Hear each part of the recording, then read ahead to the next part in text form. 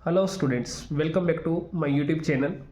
आज का हमारा टॉपिक है जीएसटी ऑन एडजस्टमेंट आइटम्स।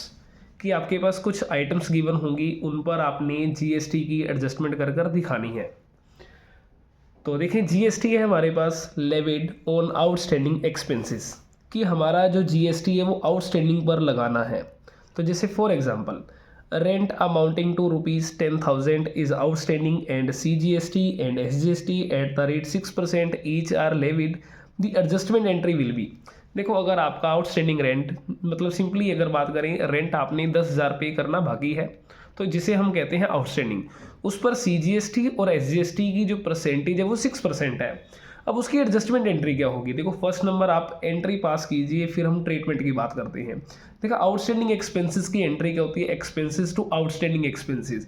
यहाँ हमारा रेंट आउटस्टैंडिंग है, तो रेंट अकाउंट डेबिट करेंगे 10,000 का। अब देखिए, कोई भी एक्सपेंसेस है, जब आप पे करते हो तो उस पर आपको जीएसटी भी पे करना होगा। हम मानकर चल रहे हैं कि ये जो हमारा जीएसटी है विद इन स्टेट का है, तो इसलिए इनपुट CGST, इनपुट SGST, इस 10,000 का आपने 6% लगाया, तो देन टू करेंगे आउटस्टैंडिंग रेंट 11,200 रुपीज़। अब बात करते हैं जी फाइनल काउंट के अंदर इसका ट्रीटमेंट क्या रहेगा। देखिए, जो ये रेंट है हमारा आउटस्टैंडिंग है, ये आपने क्या करना है, डेबिट साइड जाना है, प्रॉफिट एंड लॉस काउंट के अंदर जितना भी हमारा रेंट पहले पे किया जा चुका है, जो कि ट्रायल बैलेंस के अंदर मान लीजिए 10,000, ट्रायल बैलेंस के अंदर आपको 20,000 पहले गिवन है, ठीक है जी। अब वहाँ जाकर इस 10,000 को आपने कर देना है ऐड। तो पहला ट्रीटमेंट तो हमारा ये रहा। दूसरे नंबर पे इनपुट CGST, इनपुट SGST है। आपको क्वेश्चंस के अंदर जब आपके पास ट्रायल बैलेंस होगा गिवन, जैसे देखिए मैं आपको दिखा देता हूँ। जैसे मेरे पास ऑलरेडी ट्रायल बैलेंस, ये मेरे पास सारा ट्रायल बैलेंस गिवन है। इस ट्रायल बैलेंस के अंदर मेरे पास input CGST, input SGST given है। तो ये जो बैलेंस आएगा इनपुट CGST और SGST का, जो कि आपने फाइंड आउट करा है, इस वाली अमाउंट के अंदर ऐड कर देंगे, जो कि 15 और ये 15 के अंदर। क्लियर है? अगर सिंपली कहें कि हमारे पास जो ये वाला न्यू इनपुट CGST SGST आया है, ट्रायल बैलेंस के अंदर जो बैलेंस गिवन होगा उसके अंदर जाकर आपने सिंपली ऐड करना है। और ये है मेरा आउटस्टैंडिंग रेंट, और आउटस्टैंडिंग रेंट आपका जाएगा सिंपली लेबिलिटी साइड में। तो इसे आपने लेबिलिटी साइड दिखा देना है। क्लियर है? तो ये याद रखना है। Wages and salary are exempt from GST, क्योंकि देखिए वेजेस और सैलरी या तो हमारी इनकम है या हमारा एक्सपेंसेस है।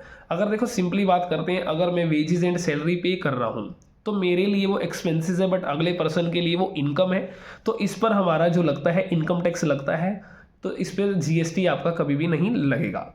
ठीक है, ये याद रखना है आपने। तो चाहे आपके व्यू से वो एक्सपेंसेस है तो भी नहीं लगना, क्योंकि उस इनकम पर वो इनकम टैक्स पे करेगा अगला पर्सन। अगला है GST in case of prepaid expenses. देखिए, जितने भी आपके प्रीपेड एक्सपेंसेस होते हैं, मतलब आपने पहले ही पे कर दिया। क्लियर है? मान लीजिए मेरा रेंट है, वो मैं पहले ही पे कर चुका हूँ। अब देखिए, जब मैं रेंट पहले पे कर चुका हूँ, इसका मतलब मैं GST भी पहले पे कर चुका हूँ। अब मुझे उसका दोबारा कोई भी एडजस्टमेंट नहीं करनी। तो सिंपली याद रखें, यहाँ आपकी GST की कोई भी एंट्री नहीं की जाएगी प्रीपेड के अंदर। नेक्स्ट है हमारे पास GST levied on income earned but not received. आपने इनकम कमा तो ली, लेकिन बट आपको मिली नहीं।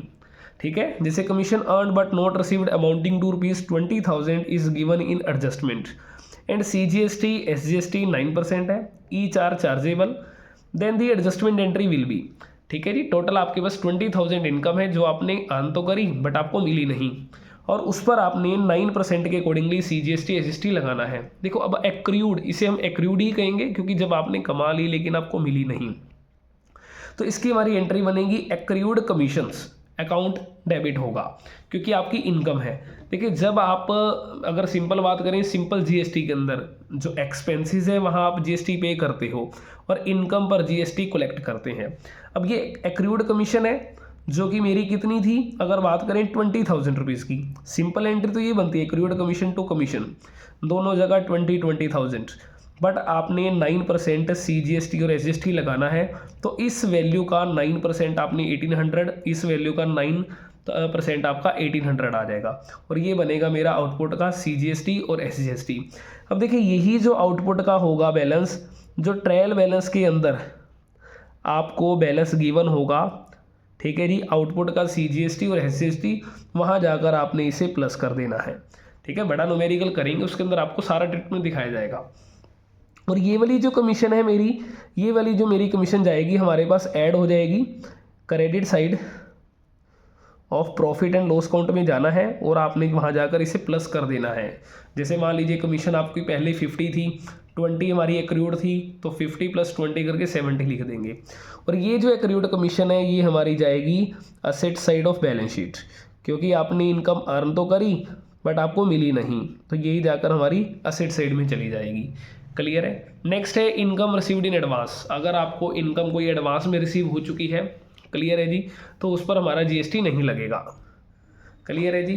बस अब आपने सिंपली याद रखना है, जो कोई भी इनकम आपकी आउटस्टैंडिंग है, मतलब पे करनी बाकी है या फिर आपको इनकम मिलनी बाकी है, क्लियर है, इन पर ही GST लगाना होता है। कभी भी आपने प्रीपेड हो गया या एडवांस हो गया, इन पर कभी भी GST आपका नहीं लगेगा।